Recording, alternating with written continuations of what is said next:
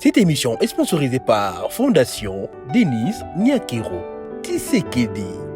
Pale kiswa uti musala soye atila nga moi eligia ayilinga ji so apesinga ji wana sona lali. Ola mukolomi na tongo na se sentir ba mai ya mibali. Moko muna bimina mbali. Wa? Donc nana yo obenga po sanga ba eza ba bêtise. Et le Congo a continga nana. Est oza normal. Non normal. Et le copine en police d'été. Papa pour nebu oza. Et David a caressé yo. Na bando se sentir ba malaise na aucun hôpital ba bisinga ki oza azim. Ah? Non. Assez? Nana. Nana c'est. Papa leki. Naza azim. Hein? Madame Koni. Il va se retrouver dans Zemini. Mais voilà pourquoi tu n'as eu. Combien de fois on a gangelié, n'a pas namibali. Papa qui a caressé yé. Oui. Papa le caressé qui est. Papa, n'a caressé yé. Tout ça va tout quoi? Non, à ce moment-là, ngai, n'engue yo yebelinga, n'a caressé yé. N'a attention ni. Oui, bien on répète yo. Non, excusez. Ça il faut pour na zemi wana pour na yo ulinto sala ni. Na bota te na longola. Nana. Et le nana que le kobota. Et akufa ne maman na akufa. Hein? Papa David. Oui. Quand même tu reconnais que au kota quand même la chambre à moi na ata une fois. Eza ndaku nanga. Tango mwana akoti alali. Souvent ceux qui na yefona landela na yeba eska lali, aza l'aise. Ceux qui na moni bongo na bimi, c'est tout. Oh to yebi malamu mingi ke tango mwana mwasi déjà komi na âge moko boye. Responsabilité na ye esengeli ezonga na lombangu epa ya mama o azali pe moninga na mwasi. Pourquoi otikela ki charge wana epa molonga ni note mais yo moko moto banda ko surveiller mwana. Papa, lokola azoye ba mutu atie zemite. Valongolango? Or so landi malamu lolenge ya yeli na mokili. Mama o abota ya tikala komona yepe. Ezaka singa ndenge zo landa. Mwana pe akomi pe réclamer Dieu seul laissé et cause à la paix bondimi wakende longola zemi na ye na mwana bakenzela. To souhaita ngote mais mokili muli les ana ba plan. Parce que nyonso ceux qui tolandi papa lobi akangi mwana na mibali mwana lobi mobali yango eza ye. Donc vérité examen ezoboya kobima. C'est pour cela qu'on a dit il y a bomba zemi parce que zemi nde eza réponse ya makambo nyonso.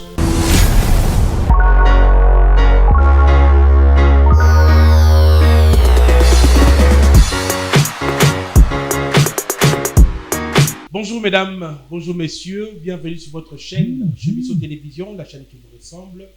Un grand merci à tous nos abonnés, un grand merci Naba Oyo Bapona, chaîne Oyo Chemiso Télévision, la chaîne qui vous ressemble. Merci pour vos appels, merci pour vos idées par rapport à l'évolution. Il y a l'émission Oyo Bravo Jésus-Christ.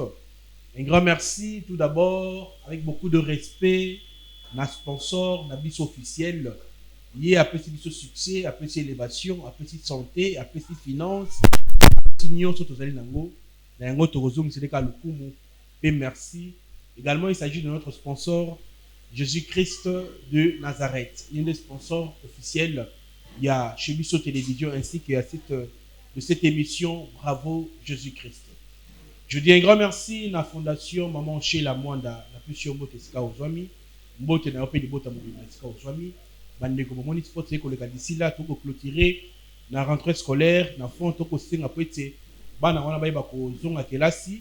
Tout d'abord il y a des gens oyo ba benga kibiso pona la remarque concernant l'émission puis avant tout na kota na makambo ya chez la Mwanda to ko bongisa bomoni que micro tout d'abord et qu'on peut s'abiso moi un peu moi problème mais il y a 2-3 personnes ba benga qui va promettre que bakosunga biso na micro nzambe afungela bino lola po ete boyeba kokanisa biso.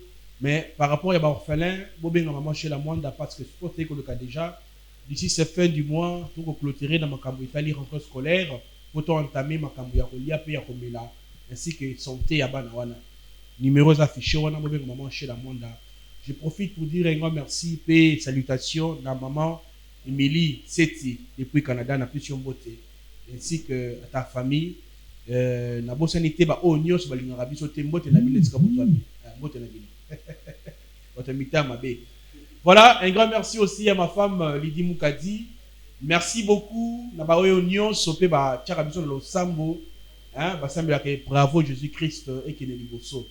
Nous avons rappelé que l'autre fois que ceux qui ont dit bravo Jésus qui ont séparé nango partager les bisous qui n'a mouton dans totalité pour être sans bravo Jésus qui est sous musika. Bande quoi page vous te repirater bisous bisous to bunda to financer pour être musala oyo ekende liboso mais tant beaucoup piraté ils ont fait ça biso pas si mingi hein benga biso ozo bravo Jésus également ba bota la peine na page na biso Facebook so kota la page Facebook là na YouTube parce que YouTube n'est pas moins différent pour être to ba ko produire biso sous bravo Jésus Christ. En attendant je pense à Thomas Fabien malgré santé dérangeant qui est mais nza mabateli à ça lelo na biso le monde a bravo Jésus à mokola lelo mais avant tout na kokotsa invité na ngai na yambaye na li solo ya lelo si elle est là Elias dirige mon solo bango ne bazana réalisation et puis la régie finale il y a émission mokola lelo voilà vous pouvez venir la grande bonjour vous allez bien voilà Thomas Fabien ceux qui pas koya déjà na ya papa mbalamoko papa Fabien s'il vous plaît vous pouvez venir. Voilà. Bonjour Papa Fabien. Bienvenue Papa Fabien. Merci. Soyez ici Papa Fabien. Voilà, mesdames, messieurs, Navanapé. Pour Thomas émission Yamokola Lilo. Thomas Fabien au micro s'il vous plaît. Bonjour tout d'abord. Bonjour Papa Chic. Bonne santé. Siko nzambalo la asungi quand même na lamuki na makasi malgré ma ba fatigue ezali mais ça va quand même. Ça va quand même. Voilà, soki toko sambela yambo toko tala muzindo ya émission. Merci beaucoup. To sambeli nkolo Yesu to pesio merci pour ngonga oyo to yaka epai na yo pour na koluka ba solution na bandeko bazana ba problème. Tikete ozala kati na biso na émission o banda na biso lokola Alpha wa chemine biso lokola Emmanuel pe osukisa na biso lokola Omega. Na che musika na biso esprit nyonso ya dispute pe ozala kati na biso pona kopesa solution molimo mosantu yonde mokambi yonde mosungi zala na biso na kombo na Yesu Kristo to bondi nde tolobi amen. Amen. Merci beaucoup Thomas Fabien. Merci malgré santé ou déranger mais on dit ko ya na biso oya ko sa na émission ya mokola lelo voulais dire. Merci na bande nyonso oyo bazo contribuer pour na émission encore une fois. Merci également à ma femme Lydie Moukadi. Je pense aussi à maman Aline depuis France. Merci à ses enfants. Je vous salue. Papa Chic vous salue. Merci à maman Brigitte, maman Sandra, maman Marie-Jeanne. Vous êtes belé, balani minene ya émission Bravo Jésus. Désormais, tout banana ba consommer Bravo Jésus Christ. Ba comme on a bien banana bonne personne. Pour te remercier bino na ndenge botala rabiso. La grande bonjour, zo micro oyo. Zo tawa rouge. Bonjour. Bonjour. Maintenant, va s'il te plaît, moi voir l'écolo. Okay. Vous allez bien? Très bien. Tomonio Bengaki Biso pour le canal Bravo Jésus-Christ. Tout d'abord, le lengni au découvrir émission. Donc émission Nabino vraiment est bien. Est vraiment très bien parce que nous sommes au monde entier. OK. Ah oui. Et le ronier mimio awa. Ko kabola li solo na yo na bande gonyo so ba otala biso na minute. Donc eloko ememinga a vraiment eza histoire na vrai. Oyo ekomilinga moko. Oui. Naza fi moko papa biso donc natikala papa. Donc maman qui kobota akufi atinga papa. Donc trop de chocs wana oh papa amoni ki a perdre mon chinaye. Donc moi akufi atikinga mwana muke. Donc tozaki pena papa leki shika mo papa leki ayekolongwa alingi mon china bali mon chinaye. Et comme na batamo bwe papa soki angaki musala moi kotika papa leki moi on a vendu toute la journée na outil classe donc ando zonga soin na ye vraiment nyonso donc comme si le roi moi ni mo ka boti vraiment donc s'adapter qui peut na moi sinaye bon ko vivre malam. Oui très bien. OK.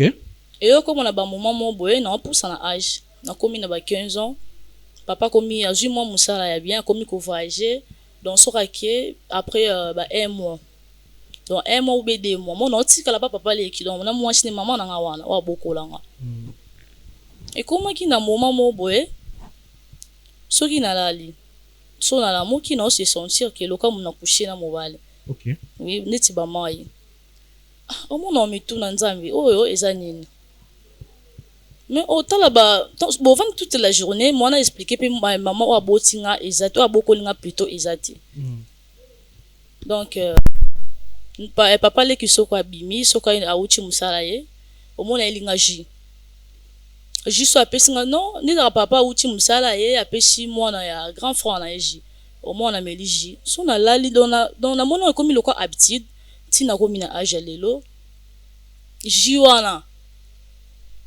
donc na habité so ando sangoni do so na lali so na meliji wana so na lali na tongo no se sentir kama be mais nga na yebi ke naza vierge na tikolo bima na mobali te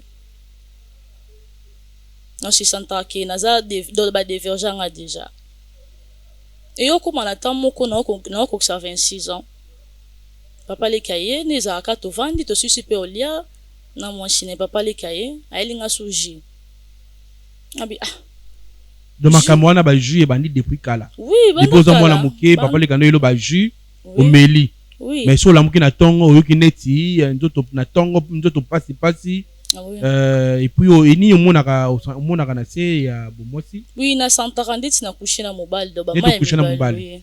OK. Et tant omonaka makambo wana ozaki temps partager na papa to na papa le kina ote? Non na boyaki ko yebisa papa. Pona nini? Po boyaki pona nini? Papa aza donc kanda makasi. Papa za la kanda. Oui. OK. Et oko mona tamo na vandinga se non. Et loko fona na tidiango na yeba nani asala nga bongo. To vandi suna pourquoi na moni papa le kaye ayeka na même jus. Oh mais là na baliki na douche ngabi ça va na keno na douche na ko pisser. Na memi na bouteille na sopiango na douche. Et tango apesi yo jus wana obi okena ko boa kango? Oui. Omela kité. Te na meleti. Pourquoi omela kité? Parce que na ki na posa na yeba vérité moto asala nga bongo. Asala ka onini? Oh soki na lali na se sentaki na coucher na mobile ou bien na tongo so na la muki na sentir que ba maya mibali. O sentaka ngo na pongi to na kolamuka na yo. Na kolamuka na pongi. Na pongi pe oyo ka eloko moko te. Oui. O ska pe ko sentir eloko moko te. Oui. Mais na tango boaki jus wana ni ekoma kisima. Tango na boaki jus na ke na chambre na lali. Na bifana sala sembla c'est comme si ndeti na melaki jus wana na yeba ke nani asala ngeloko wana.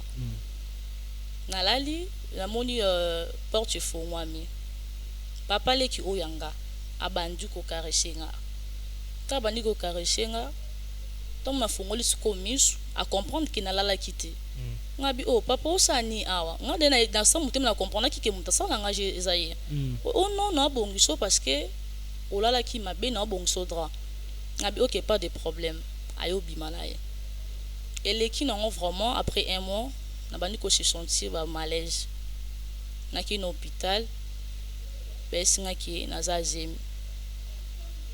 yango na mona ki pona yebisa papa leki vérité kuna ubina isa papa na mona ki sa biante yo mona yaki apa na bino pona bi ke solution nga ezwa ma awa o solaki na mwasi ya papa leki te na yebisa ki loti ni le sai ki o so na été parce que comme la grande fille. Qu'est-ce qui fait que oyebisa mwasi ya oncle te oyambala moko na bravo Jésus-Christ? Parce que na bangaki pe que nini eloni sali ko banga Nathalie muto andozo azaki nga banda mwana mukia bokolinga. OK. So bina bise ba vérité au moins pe ko ndimate. OK. Oui. Yango ye mbala moko awe. Alors obi papa za na kanda des fois ce que papa a yaka ko rendre visite combien de fois? Papa yaka après 2 mois. Après 2 mois ou 3 mois. Après 2 mois, 3 mois. Vous avez tant au solo na ye? Non. Siko elo ni sali que les loyo où il y a bien sûr que ozobanga papa mais asa papa moboti na yoti. yiku d'ailleurs ndaza muto ko partager ne ba pasi na yo makamuno nyoso pour papa le kasali yo mabe. Non. Na moni question de na yende awa solution na nga to trouver de bien awa. Siko se retrouver na zemi. Oui. Selon yo ozara mobilité? Non, na za na mobilité. Za mobilité. Na za mobilité. Na petit charité? Non non. Siko za sio que zemi za ya papa le. Oui, eza ya papa le ki pongana na bimati na donc na linga mobilité papa le ki alinga te na linga mobali. Bon, bien sûr papa nyoso alinga raté moi na ya biba. Thomas Fabien na ebité mutu nezali ya rotuna ndeko na biso mwasi. Nyoko ikoloba na ka komelie. Oui, merci beaucoup papa Chic pour la parole au Pessinga. Motuna eza moko. Na nyonso wana attitude ya papa leki ezaka nini vis-à-vis na yo à chaque fois monaka yo parce que to monaka des fois ceux qui moto azana likambo vis-à-vis ya moninga des fois omona par rapport ya ba regard attitude ba nyonso sala ka attitude ne ezaka nini vis-à-vis na yo. Oui, attitude ya papa leki nanga. Oui. Soki auti musala donc alingate moi chine a servi ya biloko. Alingaka ngana servi bloc au moins so servi oh non zela no ngana si solia comme ça yo telem na ndo mona un peu louche parce que moi chinde face à makambo wana me komi ngande mo na sala en plus on sokola papa le ki mo fa apo langi lamba ya olata asela nga choix bon moi sine na nyonso wana alobaka nini na nyonso wana non moi sine me se trouve normal bi ke bolingo papa na mwana. Papa leki na mwana na ye. Oui. Osoka papa leki na yo na papa na bazwama dana likambo. Non, non na yo ka vraiment ti, non na yo ka te. OK. C'est mieux to banana tous les sports ya comment kolo le pango dossier eza moi. Toma motuna musu ezali? Te pour le moment motuna ezate papa Chic. Voilà, tout dans le sport ya comment kolo le pango et puis on se retrouve Potokota papa, tu me comprends que sur la likambo ensemble. Lelo na Kinshasa, ezali lisusu pas cité ya kolonga la statue ya locateur. Peko koma kololo pango. Occasion à ne pas rater. Bas terrain à vendre, ya ba dimension. Lokola 20 sur 20, 20 sur 17, 20 sur 15. Na quartier Bibois, commune en télé. À un prix hors concurrence.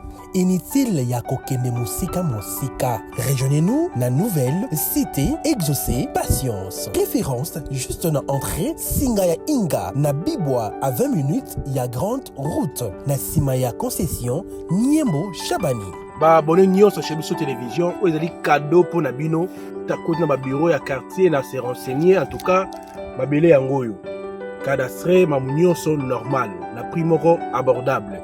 Donc là déjà benganga na lombango po oza pesika na yo. Bino mo bomoni kenga mo na tamboli mai ezali peso lingo esika ya mai ezali esika ma ya plat ezali olingo mo na ngomba donc tout ezali awa donc bobenga biso na lombango shiki mukadi yeyo na mabele na kiti ya musika te Bibois donc entrée à station Bibois koti 10 minutes et belé au commune Sikawana. Quartier Bibois, ils ont déjà habité depuis Kala. Courant na Maï et Kota déjà Kala. Profitez na occasion Oyo pour Okoma propriétaire Yalopango. Pour tout contact, bengabiso na numéro Oyo. Plus 243 82 01 22 226. Voilà, mesdames, messieurs, de retour sur ces plateaux. C'était là les spots.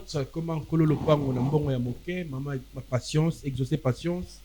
Après si biso chance ya tozwa mabele na mbongo ya moke obengi na numéro na ngai na kopesa o numéro ya maman patience pozwa esika ba misusu bati ba juzi ba nda kotonga za mabele ya ba problème te ezali mabele o ezala ba mikana na nyonso obengi osombi ya yo pe bandi kotonga na mbongo ya moke po ba komi da ko sala nzela esengi boye ba ke nzela ya BAT ikomi da ko sala mana bandi lelo yo ba terrain ne ko mata mabele pour la rater s'il vous plaît zoa esika na yo olio somba lamba osomba boye osala boye zoa somba mabele na yo un jour ekoki ko protéger pe ko batela yo na retraite na yo pe ko zonga Kinshasa olio futa ba hotel ba flat otonge esika na yo po courant za da pembeni mai nde ba forage ya za da pembeni na banze ko kota pe kaka parce que esika ba koti l'état tela bango mai mais nzela bani da ko salama bobenga na lombango po ete bozwa esika na bino chebiso wenze bengi chebiso upesi liste biloko za lango senga parce que lelo ekomi otindi mbongo na famille bakosomba biloko ya kolia te balie mbongo après 2 jours babengi ya to wana nzala to otindeli mama mbongo azwi mbongo mama balie na yango liesa mama oyo abokolaki yo oyo atindaki yo na poto obengi emiliki loso madesu nyonso na bosenga chez biso wenze eza disponible otindi mbongo na yo tokei tosali livraison ti na porte ya ndako baparent baleki bayaya bazwi biloko ya kolia olie bakende komona place na wenze chez biso wenze esali na place na yango na yango benga biso na lombango na numéro eza affiché mama na biso to na plateau na kosenga soki ndeko Elias sina nduku balukelanga papa parce qu'on a eu ya kozwa papa pe azali comme ça na kosenga yo makambo otu koloba solo na papa kobomba iloko te yebisa papa makambo nyonso ndenge ezali. OK, voilà, merci beaucoup. Beaucoup c'est là papa s'il vous plaît, soki aza disponible s'il peut venir. Bobenga kuna. OK, voilà, merci beaucoup. Bonjour papa. Toyambio. Merci. Sois ici papa. Un micro s'il vous plaît. Mbote papa. Oui, bonjour. Bienvenue dans l'émission de Biso Bravo Jésus-Christ. Tu bien ça kiwa au moins na yo ya mwasi azala makambo sengela solo na yo. Mais comment c'est possible que Nana azala pour ça son ou avec papa sunga biso na micro bien. Moi on ande ya etaki biso sengeli ay arrivé lo makambo travers cette émission.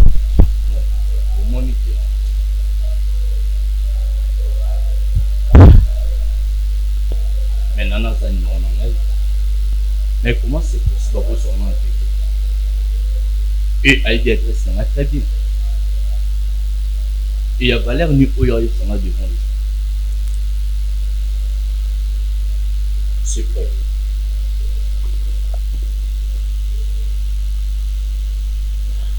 Papa, est-ce que vous pouvez nous besoin de micro boye, au tel msango boye, pour battre la biso bayo comme moins makambo. Bien sûr que il y a makambo sous bako dans la télévision, mais l'enfant préféré a dévalué à moi la télévision.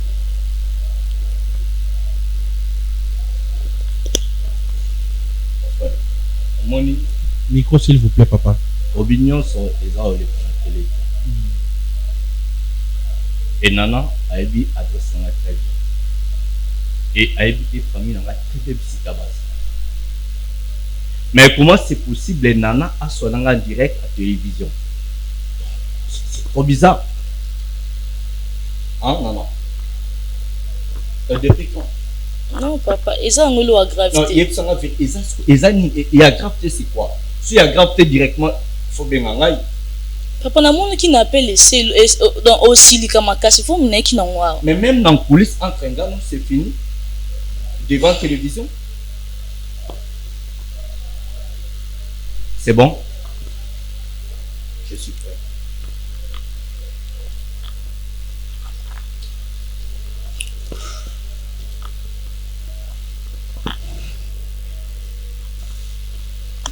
Papa lo aliboso o s'excuser nga o limisanga nazaka mo no Par rapport.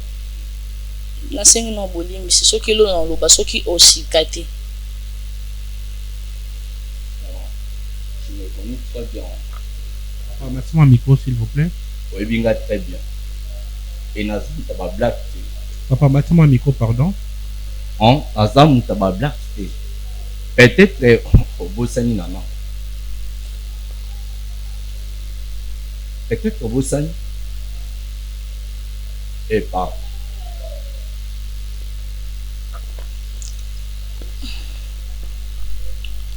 Papa. Tant nous avons qui moi mon cul bando côté quand papa leki. Ouais. Oui. Bando côté quand pour nous yo ki musala. Yo kuma batam mo boyo voyager na yo, otike nga pour papa leki. Na ko mana 15 ans. Papa leki so uti musala soye atila nga moi eligia, ayelinga ji so apesi nga ji wana so na lali. On la mkolomi na tongo na se sentir ba mai ya mibali. nakomona bimi na mobali. Ouais. Donc nana yo obenga po esanga ba eza ba bêtise. Non. Quelle histoire? Ni lui me raconter devant l'écran. Papa na mona kisika malamu na ibiso vérité Wow. saka awa. C'est quoi? Non mais quel sujet? On n'y s'en ni devant les gens, ça va tout ni. Tout n'a répondre ni. Et papa les oyo David. Oh là là. Papa zé que na so si bon. Mon frère, pardon, s'il vous plaît. Bon, ils ont ma femme sous et où les caboïtis. Oh, t'as ma femme sous à David. Et David, Aza, papa les n'est bien ici. Et David, alliance à David, a une relation à David. Peut-être un peu les lézards. Ils ont libre à expliquer David. Mais papa, s'il vous plaît, est-ce que vous pouvez ça temps à expliquer ma cambo avant de réagir, s'il vous plaît? Ou est-ce que vous pouvez ma cambo à qui n'a pas souka? Est-ce que vous pouvez ça moi en autant? C'est parmi les erreurs, sous biso ba parents tout ça là toujours attend sur na banaté. Hein? Toujours attend ya sur la repartager na bana bisoté. Bana biso bazali bana biso bazali miroir na biso. Bazali lobby na biso. Mais ça moi attend na mona a expliquer yo. Tala lelo mwana soki lelo aleki na télévision parce que hôtel ko pesa mwana tenté. Des fois makambo na o mona parce que nous les parents toujours attend on soit na banaté. Est-ce que vous pouvez ça y bateau été au cahier makambo na nga ebisai? S'il vous plaît. Merci beaucoup. Merci beaucoup la grande. Est-ce que vous pouvez continuer? Et qui coco mon comme d'habitude hein, à ça là chaque jour. À ça là papa non on a à ça là on sait. Papa les qui soit oui so kabimi na poko ndenga ila ngaji. Comment on mélange wana. So na lali na mkanton on se sentir donc nzoto pasi ba moi ya mibali. Na yo koma na 26 ans. Tant na komi na 26 ans. Ayelinga suji. Même fois ayelanga kaji. Donc so na lali donc tu na lali on se sent ka bongo. Donc comment ya mibali donc nzoto fatigue le ba betinga vraiment na butu. Après cela, jour musu abiminga ah lelo fona ye ba vérité mutuni na sala nga bongo. Pour jamais. Papa le kabimi na pourquoi pas ye nana jina elio yango ngase oui papa le ki na jongo vraiment na jaki yango na cheke na ki na douche na mimi na tomboli bouteille na ki na douche ya bulende tina melaki on na melaki yango ti na koti na chambre na ki olala ngase téléphone na sa sembla ki na eba moto yo oya sala nga bongo na kangi miche na tali porte fo mwami papa le kakoti abandi ko caresser nga tanga bandi ko caresser nga ali na susu moki Est-ce que c'est normal? On va mettre un micro pardon. Et le Congo a contre nana. Est-ce que c'est normal? Oui non normal. Et le pourquoi bien en police d'été? Papa pour nebi oza et David a caressé yo. David. Pour nous sommes devant l'écran. Un micro s'il vous plaît. Papa, au monde David yo nozo ka David. Na David parfois za musika. Et je na raconté histoire ya ngana David. Papa oyo ka passe. Passe un micro s'il vous plaît. Et David oyanga a caressé nana. Oh nana mwana na ye. Nana, c'est juste ou quoi? oui papa. Papa koti ka fils ali solo après zo caresser yo. Tant ma fongoli siko miche na bi o papa le ko sa nini. Ote olala ki poso mabe o finika ki 31 na bongisa o. Ayo bima na comprendre ki nga se muto sala nga mabe ezaye yo. Ele ki ba mois ba 1 mois be 2 mois. Na bando se sentir ba malaise na aucun hôpital ba bisinga ki ozazime. Ah, non, assez? Non. Non, enceinte! S'il vous plaît. Non, enceinte. Donc, c'est ça, non? Donc, et le rien raconter devant le gens. s'il vous plaît. Yaya Zemi, il y a combien de mois? Il y a 3 mois. Il y a 3 mois. Déjà? Oui. Tout ce temps-là, 3 mois, où il y a Zemi, par rapport à malaise? Oui, il y a pas rapport au malaise, il n'en a se sentir. Voilà, s'il vous plaît, papa, Bobeng Langai, papa Leki, Bozo Langa Pe Kit, Nani, Langa Kit, s'il vous plaît. Papa Eli, je Langa Kit, s'il vous plaît. Donc, comme c'est déjà, Isaac, plus que moi, bien formé, donc, non, comme moi, que David Hazard, en fait, donc, c'est que David Hazard. Non, tu veux que ça paye papa David, tu veux que ça paye pas David. S'il vous plaît, la grande doit calmer, pour le cas solution. Ok. Voilà, Bozo Langa Kiti, Eli. Eli, quitte s'il vous plaît. Voilà. Entre-temps, Baolo Kelangai quitte pe babengai si katobomba ki papa nangai dans nyonso yo mwana lobby à qui la faute. Est-ce que vous aurez tort ya solana mwana yo? En bref, mon frère. Tiens micro boy. La vie est difficile. Et vie, ils ont une réalité bien. Et franchement, dans ce cas, comment on est vraiment et t'as que papa, par rapport à chaque temps, et Naza, nous avons un business. Et à chaque fois, nous avons des commandants. Et le business, dans des temps, nous avons. Peut-être peut-être au Benganga speaking, peut-être nous avons attente. Merci beaucoup, Eli. Peut-être que nous avons quelque part, peut-être que nous avons et continuer Vinanga. Tu vois? Papa Fabien, il faut y avoir. Et il va attendre peut-être que Mouki, il y a besoin de Mouki à Mouki là, ça va que soit direct. Ok. Et mais quand tu es responsable de mon année, ça fait très mal. Voilà, beaucoup c'est là, papa, s'il vous plaît.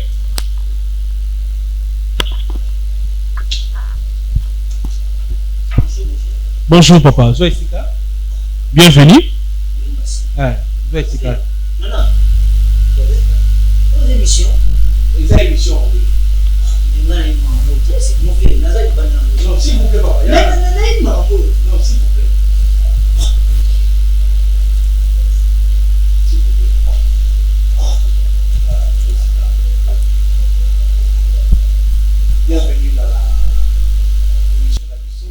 Bienvenue dans l'émission Nabiso Bravo Jésus-Christ. Voilà, tout ce pays comme on a eu. Oyo papa Fabien. Oyo Yebie, Ndekonayo. Et là-bas c'est. Mwana nanga, mwana ya grand nanga, mwana nanga. Ok, d'accord. Voilà, boyi malamu na émission Nabiso Bravo Jésus-Christ. Moi na yo sengeli aswano likamoko devant son père et devant l'homme de Dieu. Bongo akosola ata bino moko tozala vraiment bato soki zelo kosola nanga nana tosola ngo bien tosola ngo na TV nazomona ba caméra za awa par-ci par-là allez siko to ba makambo et puis kolekisa mutu boye na TV na yebe le côté directement na sola na mwana. Pardon, mon cher ce micro boye s'il vous plaît. Merci. Voilà. Mais on soit na mwana te mais mwana ndali nga yebi so lika moko soko kokayo. Pas de problème là, la grande, est-ce que qu'on soit n'a pas parlé?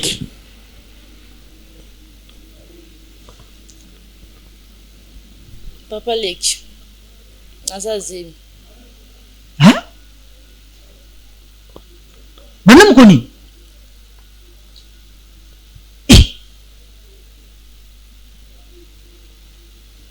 Donc ma zemi ya ngo bengiselinga awa o lo bango awa devant mon vieux. Na mon place bien le bango ndi awa. Place bien par rapport ya nini? Oui, éduquez-moi la bien te moi la vie c'est. Non. Pour moi la zaki pas na yo. Papa, nini o nga la salité pour na mwana o. Il va se retrouver na zemi na ye. Mais voilà pour tout na ye. Combien de fois nga na kangelier na zo kute na mibali. OK. Na même ba fiti. Mais la grande yo le but ka ko yeba mobilité depuis na le but ayebi mobilité. Azana mibali ebele ninga zawana. Siko en tant que papa leki o informa ki papa na ye ki azana mibali. Non, na zo ki tenter parce que Papa, bâtissez le micro s'il vous plaît. À chaque fois, son en ligne tout sur l'anaïo. Et à chaque fois même m'appelle normal à son anaïo. Et depuis quand yo ibsan que nana a comment la mibal.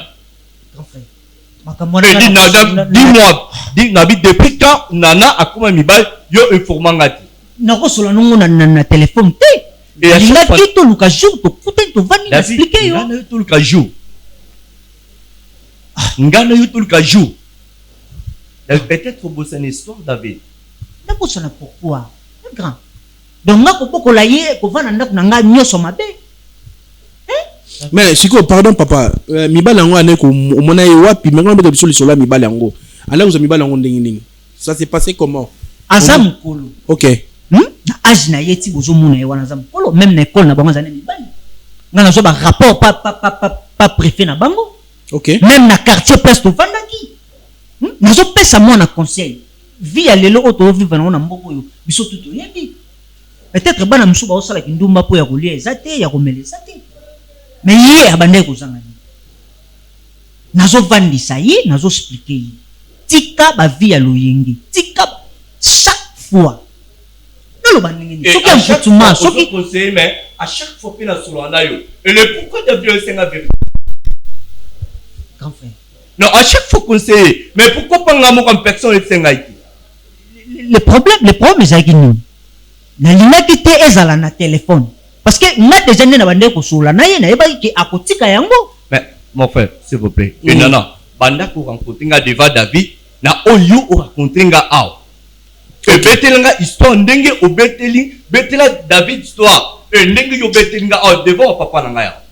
OK, maman beteli solo tika kolela tika pensa ma miso. Ne pleure pas s'il te plaît, to luka solution.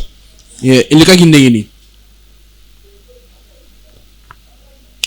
Papa le kan na betele mino histoire nanga papa le kinde mutaboko ni papa za akite papa le kisoka bimi ayela ngaji so eli ngaji papa le ki o ba yela ko jiye papa le ko yela ke ji souvent tango ozonga ka musala tia micro pardon oui oui la ke ji azamona ba ji eza ndenge nini ba ji eza carton to ya canette carton wa carton aelio ji wana omilaka ona nani omilaka na mwati na ye to omilaka yo moko te alinga te na melango deux personnes kanga moko ka yo moko ji na yo moko OK ngala lingaka te na yebi soki ko melango na mutu te nga David calme-toi sikoyo expliquer calme expliquer calme et après savoir elle a cobaji naza na posé à des autres teto na beb ça ba biloka bato eza non tu me connais très bien David aussi tu me connais très bien. Oui, na yebi expliquer calmement. OK. Débit à Baji et Tinatan autocomi na zemi. OK. C'est ça le problème. Tant moyen na ji a pesio. Oui, na meliji après na lali. So na lali na la muki na se senta ba ma yemi bal na bina mobali. Ne to bimina mobali. Oui. Ah. Donc chaque jour ayela ngaji na mona ka même loko. OK. Tant on a comme à âge ya 26 ans, ayelinga ka jiwana. Ngabi lelo fona yeba moto asala nga bongo. Ayebi jour ngo ayela ngaji. Journée. David, calme-toi. Oui. David, calme-toi. OK. Tango ayeli ji mukolongo. Tango ayelinga ji na eseki na kina douche, na meme bouteille jiwana, na kina sopi ngo na douche. Après na coach na chambre na ki olala. Ngabi lelo fona yeba moto yo asala nga fama boy. Tant on a lali na sali sembla ya olala. Namoni papa le ki a coach na chambre. Abandi ko caressenga. Papa le ki a caressé ye. Oui. Papa le ko caressa ki ye. Papa, ngana caressé ye. Tout ça batuko. N'attention. David. Ngana ko caressé ye. Pour David. Mon Zandoki. Non. David. C'est quoi ça? Au monde la place aux olungo silika. Et tu me connais très bien. Ngandi nous a élevé par rapport à yo. Mon grand. Nazan pour ça, au Canada, à début jusqu'à la fin. David. Non, azo ma père beaucoup ngai ninga yo yebelinga. Ngana caressé ye. Na attention ni. Pour ngana zwani ni pana ye. Donc au salon au tito salon. Yo, ta. Donc gifle yo question tu ngai ba question moko bête ngana sa pa na yo nasani Nana. Makambo nyonso zoloba. Nana. Ça sérieux ou pas? David ozoloba David. Oui, David té. Nabi David bien par rapport na yo. David ye azana ni pa na yo. Papa histoire za mulai. Te kasi ye azali nani pa na yo. Ya on a expliqué histoire za mulai. So opesa ngata na expliqué David. Et ça la biso malamu mingi. Azali nani? Mais quand on peut ko fungola mwa azali leki cousin de lointain, papa leki po ya obenge papa leki. Et puis makambo ko na papa leki so eza lokuté za mabe po na mwana we yo. Parce que papa leki basakana na été. Azali papa moboti. Siko relation ni bosana ngona ye. Et ça va passer. Non ngana sa onazala mais na obuya. Na obuya po to ibante ko sa na bongote s'il vous plaît. Na obuya po babiloka batezao. Et so na kozonga mukina expliquer David. Et David aza frère moko tous aka ensemble na quartier. Et ngana za na ba bande ko belé to botama. Et tant que papa zaki na basi mibale. Et na liwa papa et pesa que fait des autres en famille. Gambo makambo expliquer ya expliquer ngona. Ngam na loba. Hein? David Kolkatina sala oyo zol kangana sala. Et ngam na expliquer histoire. Pourquoi expliquer ba? Ngam na zol passer histoire David, calme-toi. Donc monsieur Zakana, vous avez pas famille. Papa n'a pas continué. Loba papa. Papa David s'il vous plaît.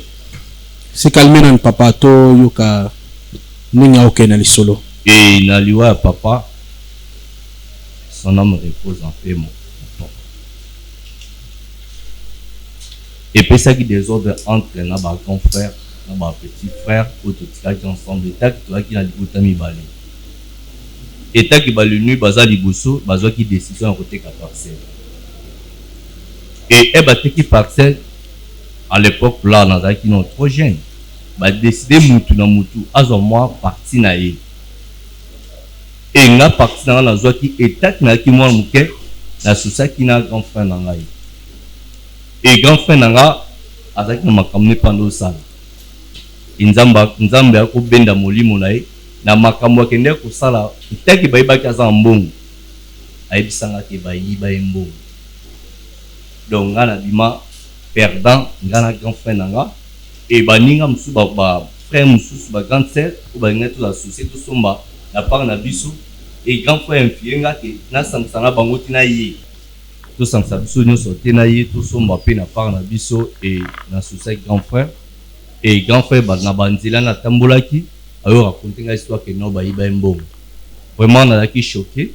Et même ma grand frère ou ma kindaki na part na bango ma grande sœur vraiment ba qui déranger et ba inak biso na grand frère wana donc to comment vraiment abandonné taki yazaki mukolonga mwana muki yi ayo kinene angola okinangola nga na tikali vraiment ka bonomi bati na ke pas grand frère ba bengani nga na zonga ba bengani nga bi a da mutu mtazo ya ye et comme ka papa massa tema no bitabali to ipo kama ceci c'est là. Tokutana David dans matanga moko quelque part. David a moninga ka ave. Okenda de atatu na ka setinga David. Na expliquer David o ekomelanga. David habité. To comme pas père tout sur l'année, vinga la chambre ngamo. Yaka to so na pe na epi na solo na père ba David. Peut-être bando sur la pe bien na ba parents nanga. Et ba ya minga comme moi na bango. Na zaki mona David donc alongwa ki petit nanga akomaki massa nanga. Partout tout tambola toluki ba boulot tout tamboli na David na vande pa ba David sum tabetolo li solote oye ba non ngana za grand frère David et na za pe famille à David. Voilà. Donc comment vraiment famille à bon terme. Et comme un moment mon nzambe ya mawati kaka ba opelente et na yo zoma franchement ya musala. Et tek na zo franchement musala na ba mama ele na zena ba business nzamba osunga na oke Lubumbashi. Lubumbashi na yokuta esu na job moko ya bien. Et un ekin na sa Lubumbashi qui ça. Nathalie David a ceci classe à son calendrier. Il a branché David quelque part. Et David peut accommoder oya yé et singa kazo na salaire na yé. Et David ma grande suppose David a yo bal. Avant David a associé ngai. Merci David. Bon, c'est bon on peut lui payer déjà si c'est ma classe, c'est normal. David a balle à Timo Standa. Alors, il y a 2 chambres, salon, cuisine, ceci, c'est là, quelque part. Ngape na ye, nzamba sali nga pe bane na bali. Et nzamba osunga. Et moi, si nanga kuma na zemi, et les jours à kuma qui ne bota à l'hôpital.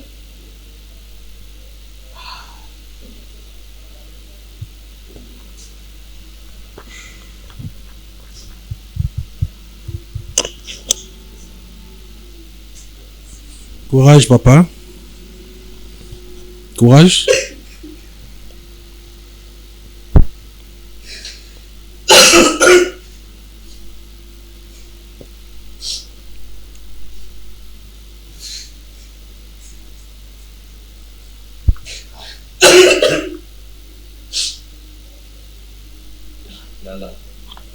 Donc tout ça pour Nana et dans le bon on dit souvent scandale. Bango sama ya miso papa, tuka kutunya na miso ya mwana. Nzema malamu te. C'est déjà passé, hein? Ya makasi. Baki obala susu te depuis liwa ya madame.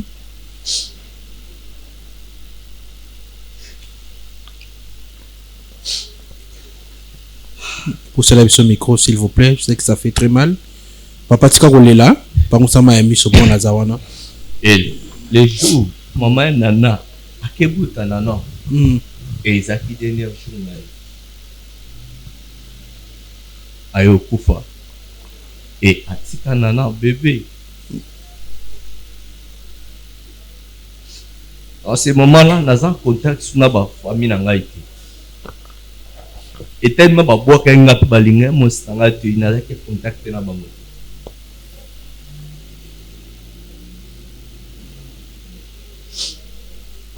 Na bundi taki mobile.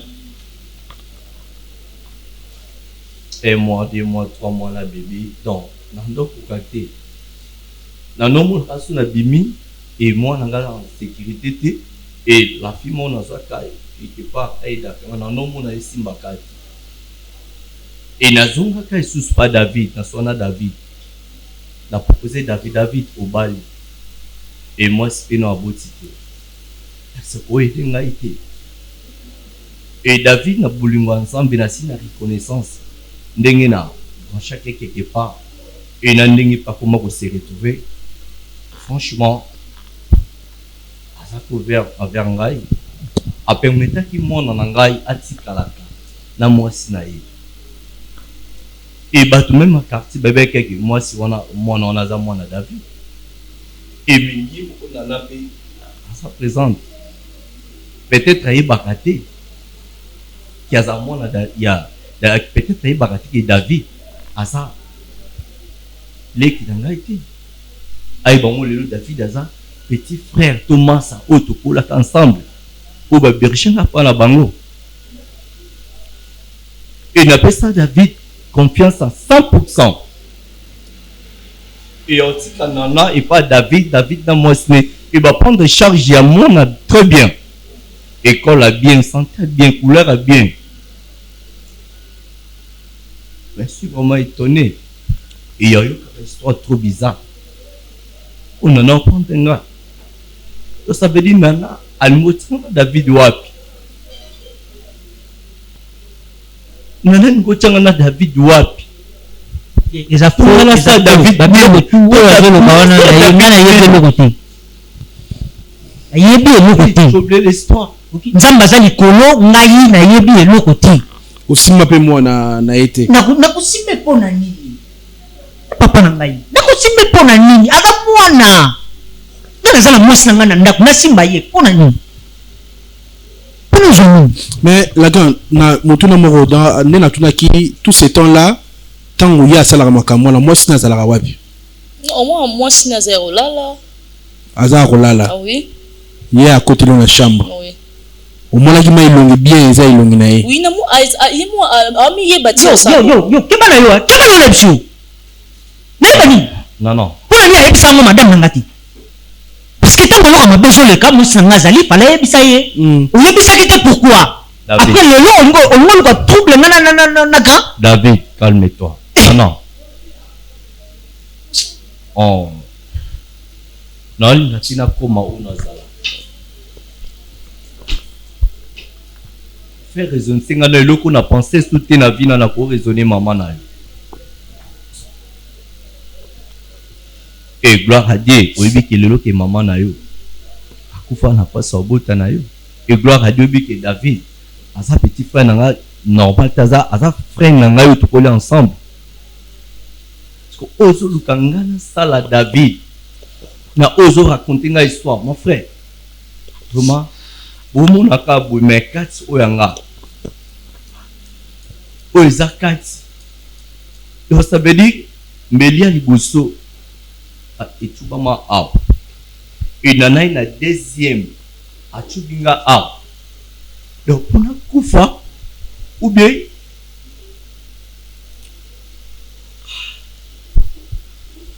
la grande, tu es sûr na makambo kolobake yende aza mukolo zemi. Aza si taza liboma mwana oyo. Aza liboma? Ok, naza liboma vraiment. Tozo na pasteur atia Bible sauté. Pas de problème. Pas de problème. Papa ta Bible. Bat ba sauter Bible maman nanga. Bat ba on a comment? Yo. S'il vous plaît papa. Non, s'il vous plaît. S'il vous plaît. Nga na otuna sumu tuna oyo. Na butu ango. Ezaki tanga kote na chambre, ezaki mulili to ezaki na éclairage. Na boma kampoul. Boma kampoul, ezaki mwa mulili. Mais comment tu reconnaître on est ça David? Mais papa c'est tout semblant ya olala. Nana ko crier des autres été. Et ko crier des autres été. Et comment ko mettre au boma kampoul bien sûr. Mais comment avec ça David? Papa, comment je veux t'expliquer? Quand on dit qu'on caresse, on a fongoli mishabino olala ki mabe. Yongo na bon sodra. Voix na ye. Oui. Olala ki mabe yongo na bon sodra. Oyebi maram na loba. Après na sa yoni. Après. Après bimaki. Yo. Quoi? Oyebi na robeta yo. Non. Non, excusez. Excusez. Non, ça il ko na te, s'il vous plaît papa. Yo, s'il vous plaît. David, dois ici car. Qui va yo hein? Dois ici ko vanda, s'il vous plaît. Oh, ça va bêtise yo tsangai. David. Tozo solution. Dois ici ko vanda. Tout le gagné tozo solution à zéro mois il y a 3 mois. S'il vous plaît. Non, synthèse à tiese mwana. D'accord. Tozo mbali, dois ici ka vanda. S'il vous plaît. La grande. Tozo le kasiko place il y a zéro zanango. Oui. Mobala suko bimayi na ye ezaki wapi? Papa nazala na mobali te. Tandis que papa leki alinga te na linga mobali. Nazala pe na temps yo bimate. Tango ka ba camarade boni ba oza na ba on classe. Alinga ka même pas na solo tana bala mibali ya classe. Papa, s'il vous plaît, comme si Nana et David comme le théâtre, non, c'est ça non. David, oui, très bien. Et Nana a déjà une grande fille. Donc, Oazoloba, Aza consciente na Oazoloba. Et Nana, et David, Oazoloba, Aza consciente na Oazoloba. So, pour l'instant, Nana et David, Bolingo juste Bolingo Tchanga Wapi. Donc, Nana, Benga devant l'écran. Bo Tchanga Siko Wapi. S'il vous plaît, papa. Maman Nana, hein, la grande. Oui. Décision ni oji pona zemi wana. Pona yo to sa skondeni. Pesa biso na idée. Papa, s'il vous plaît. Papa, nazo beso maloba. Pona zemi wana, pona yo oli to sala ni. Na bota te na longola. Te. Kolongola zemi za malamu te. Donc biso to ba encourager longola zemi te. OK? Pourquoi oli longola zemi? Parce que toi sentenga awanga na même 6e yango. Yo. Et David, Nazan entend sur Pedro Art. Et Nazan pour ça, bref, entre Nana et Nana, ça m'a mouqueté. On Nana soubimisa. La pensée que ça m'a songe. David. Donc, je me la mwana yo. Non, je me la mwana yo. Je me la mwana yo. Non, papa, si beaucoup n'a pas solo là. Toujours ça. Zo ici kovana papa. Non, pardon, non. Mets-toi, c'est non, papa, na lingi to ken makambo na kimia. To ken na kanda te. Papa, ozomo na kabo bien sûr. Nana zolbaki apota. Sona zotala liwa ya mama ya Nana. Et il fait na zem. Et ngana perda oyanga moko tikali Nana. Et lelo Nana ke le kobota. Et akufa ne mama na akufa. Hein? Papa. Mais pourquoi c'est musinga boy? Tika, s'il vous plaît. S'il vous plaît. Tika papa. Posons la télévision, s'il vous plaît. S'il vous plaît. On n'a pas que ça télévision. S'il vous plaît, papa. Il fallait Nasengo, pardon. Nasengo, pardon. S'il vous plaît. S'il vous plaît. Nasengo, pardon. Azamo la mouke, to sungaye, to batelaye, s'il vous plaît. S'il vous plaît. Thomas Fabien, Joa Maloba, s'il vous plaît. Mama Vanda. Sois ici, Vanda. Papa Vanda, s'il vous plaît. S'il vous plaît, papa. Et Thomas Lakei. Non, s'il vous plaît. Et Namona, Tika David, et Nanana. S'il vous plaît. Vanda. Nayoki, David, calme-toi. Nayoki Babolam, ya maman qui a David Soni, au Basala Ponanga. Et David n'a pas quand nous avons ya mabi et puis na baby vinaye. Grand. Et Sophia Likof na Betty David. Non, s'il vous plaît. Donc Total Sport, il y a vu des retours pour la suite de cette émission, s'il vous plaît. Tala mabele malamu ya kolona. Tosala juste ya bolingo. Pona ba orphelin. Bazonga kelasi. Na cahier, sac, stylo, sketch, frais scolaires. Toqué la Bible dans Psaume 68, verset 6, lui-même il a dit qu'il est le père des orphelins. Tout soutenir Banawana, rentrée scolaire yango inge banda, na mois de septembre baso son la classe. Ndenge yo ose pumonaka pona kosombela bana no biloko soki po ose pumone pona bana oyo baza ba innocent balingaka te ke baparana bango bakufa mais nzambe a décida ke baparana bango bakufa et puis asipo asimba mitema ya bato basoutenir bana wana bato wana eza biso ngai na yo. Pona participation na yo benga orphelinat chez la Mwanda na +1 443 68 36 670 plus 243 99 59 57 089. Voilà, mesdames, messieurs, c'était là les spots chez la Mwanda, fondation chez la Mwanda, orphelinat chez la Mwanda, tout soutenir Banaoyo, moi yango ici parce que mois prochain tu vas entamer pour na Maïmatani Kolia, tu benga maman chez la Mwanda s'il vous plaît, bande koto ningana. Il y a des enfants dans le bazongi qui est la cité. Par exemple, il y a 10 francs. Il y a un numéro, il y a maman chez la Mwanda. Il y a un numéro, il y a Canada, un numéro, il y a Airtel, il y a Congo, Awa. Oh, il y a maman Ornella, beaucoup zoye, na banzi, oh, beaucoup de sinda, il y a comme la orphelin. Nzamba mon abino na makanisi kitoko bozui pour na kosunga bana oyo. Bande ko bolingo na kati ya plateau na moni to komi na toza confuse, on sait pas qui était nani azokosa parce que koto yo papa lobi papa leki lobi moi na kokosa moi na pas lobi que non amona ki papa leki lo lengi tango ko yana butu ko caresser aye la ki ba juste souvent tu biti ba jouer na drogue et tout ça on sait pas comprendre. Papa Fabien toujours ici maloba mboka ayo na oye koleka koto moi na koloba boye koto papa koloba en tant que serviteur de Dieu en tant que l'homme de Dieu ni nori koloba pona ko suki sa dossier oyo na mokola lelo. Merci beaucoup papa Chic pona maloba. Nayoki lisolo ya bandeko ndenge bazoloba. Avant toute chose na kobandana na mama nana. Maman nana oza sûr na ba propos ozo tenir par rapport à papa Likinayo. Oui pasteur. Oza sûr. Oui. Merci beaucoup. Nde na kokende lombangu mbala moko epa papa David. Papa David. Oui. Quand même tu reconnais que au quota quand même la chambre à moi na ata une fois. Azamwana. Eh papa? Oui. Azamwana. Eza ndaku nanga. Tango mwana akoti alali. Souvent ceux qui na yefona landela na yeba eska lali, aza l'aise. Ceux qui na moni bon na bimi, c'est tout. Merci beaucoup. Réponse non eza malamu mingi. Oyebi quand même kaza mwana mwasi. Oui. Oh to yebi malamu mingi ke tango mwana mwasi déjà komi na âge moko boye. Responsabilité na ye esengeli ezonga na lombangu epa ya mama o azali pe moninga na mwasi. Pourquoi otikela ki charge wana epa molonga ni note mais yo moko moto banda ko surveiller mwana. Papa, mituna na lokolo ozondimela mwana oyo? Non. Non, na ndimeli na boyite juste to donc papa akokota na chambre ya mwana na ya mwasi te. Epekisa mite. Bongo sikoyo.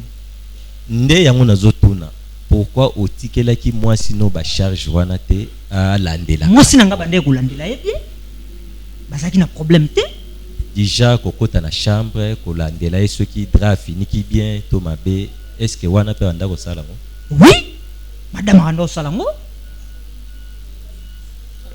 et puis nga kokota na chambre na ye na ebite ko ça une fois ou deux fois na ebite soki na ko bosana parce que na za mutu. Merci beaucoup.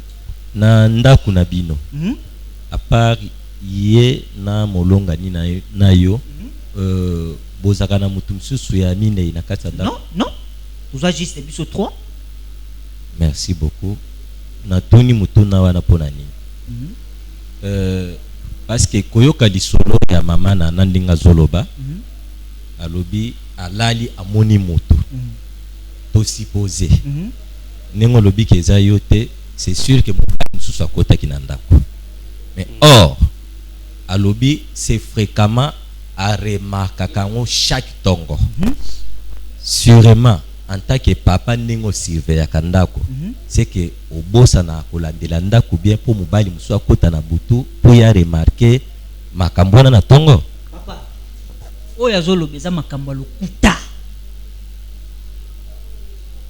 uzokanga esa makambo lokuta nga na kangi mobali akokota eza nini mari soki mari de nuit parce que elle se retrouve enceinte ndenge bon nga na yebi hein est-ce que nga na tambulaka na ye papa tozala batuko hein donc le rôle bozo luka problème entre nga na grand nga non ozala nga munaye tozo luka problème te tozo luka ndeku to solution na makambo yo parce que mwana elle se retrouve qu'elle est enceinte puis azo obligé qu'il faut avorter or déjà avortement même na liloba nzambe eza abomination munene ko simba makila oui or lokola ya zo tenir na décision wana ya ko avorter pe azoloba ke mutu oya yebi comme mbali ya liboso ya vie na ye ezaka yo jamais mais na ngambu no yo pe olobi ke ye o considérer ka lokola mwana na ngai mais sikoyo nakato de Thomas oui pour na zemi yo décider na lobi ke a olongola yo pese conseil ni papa lokola azoye ba mutu atie zemi te fa longolango OK parce que asa mona mwasi asa mukolo ozui zemi faut ozala quand même na courage non papa mobali na ngai ils un tel to ba comment to sa to luka mobali wana so oye ozo sala ba lokuta oyo ozo monana papa donc ninga zo kende c'est-à-dire que zemi nanga David ninga zo lobelati hein papa pona yo zemi to longola to a garder bon c'est là un micro s'il vous plaît c'est OK na moni présence à Moussa Nzambe et ta qui n'a pas chrétien qui ça micro s'il vous plaît malgré colère na moni présence à Moussa Nzambe et na enseigné autre comme Moussa Nzambe pour permettre ngai te na longwa pour permettre ngai na longwa zo micro papa loba papa okoyoka ba bêtise entre Ananon et David vraiment franchement beaucoup ça peut problème na ko ça peut crise quand on a vandiao mais vous peut problème et vous permettre ngai na longwa ao on a vanda na zo ba bêtise na a lobby à Sainte c'est David a lobby nga kosenga okimia nzambe ezala na yo pamba te nyonso ezokoma nzambe nda kopesa solution na likambo oyo so tomemi kanda ainsi ke mobulu na kati ya likambo oyo bazoriske makila mwana no toperde yango parce que ntango mwana ye moko azwi décision ke alongola zemi papa oyo abokoli alobi mpe tolongola zemi ozomona teke mabe eza na kati or so olandi malamu lolenge ya yeli na mokili mama o abota ya tikala komona yete ezaka singa ndenge zolanda mwana pe akomi pe réclamer Dieu s'est laissé ekozala pe bondimi wakende longola zemi na ye na mwana bakenzela mo to souhaiter ngo teme mokili muli les ana ba plan na yango na osenga na yo to cha mwa kimia na makambo yo to luka solution na problème. Merci mon Saint Nzambe. Bon, état qui obi qui to luka solution et nana alobi alongola zembi et David aussi aza d'accord qui maloba moko na nana pour bazo saba théâtre entre baromi balé. Non, David, écoute-moi. Et David pas d'accord balongola zembi. Et pour moi papa tozo contact et tana yuna musa na Nzambe na yabi ki tozo na contact tozo décision en coulisse. Nous avons avant on a réfléchi très bien et tant que tozo en contact et na opé sabino réponse et tant que na moment où na zana réponse mon côté na ou a longola non ou abota non entre parenthèses wana et concernant ngati et nana oza décision ou ngata ke papa na et ngani na opé sa ordre abota ou pas c'est moi. Donc merci beaucoup. Merci beaucoup l'homme de Dieu. Mot de la fin. Merci beaucoup papa Chic pour na maloba. Palobaka na mokili na biso ke mama ndayeba mukolo mwana. Na ebite so bandeko mso ba kotala ba omona ke nazokotela ndeko na biso mwasi non. C'est juste que nazolanda logique makambo ndenge zadeli ceux qui o na koki koloba ezake mama nana bomba zemi wana bota parce que na kota liso même na Bible au mona ke Jérémie nzamba zo yebiseke tango ozalaki na kati ya libumu na mama na yo ozalaki na masse informe na yebaki yo mususu omona ke mwana wana zana libumu mususu ye wana président de la république oyo lobi na biso parce que imaginez ce qu'on dimi olongola zemi lelo mususu bomi pe descendance mususu gloire ya famille pe lingebi ma travers mwana wana ona ko conseiller yo bomba zemi makoki ko mona na oboko la zemi wana mwana wana botama parce que na ko conseiller te olongola zemi po ko bimisa makila eza eloko moko ya mabe makasi bandeko oyo soko za na makila na mai ikoza na makoki zwa chance ya kobokola bana no yo moko parce que ndenge balobaka mwana zakaya yo tango azana libumu et soki déjà sabimi na mokili akomi ya mutu nyonso ya kozanga kolia to komela emona na kanango parce que nyonso soki tolandi papa lobi akangi mwana na mibali mwana lobi mobali yango eza ye donc vérité examen ezoboya kobima c'est pour cela on a dit ya bomba zemi parce que zemi nde eza réponse ya makambo nyonso parce qu'à travers test ADN nde tokoyeba papa ya mwana. Merci beaucoup papa Fabien. Merci. On est à la fin de cette émission. Bravo Jésus-Christ. Donc merci Nandenge Boye. Nzamba bate la biso pesa kimia. Merci na ba opi ba zwaki ba ko la biso. Ce qui Jésus-Christ a zongi te tokuta na pone émission. Bye bye.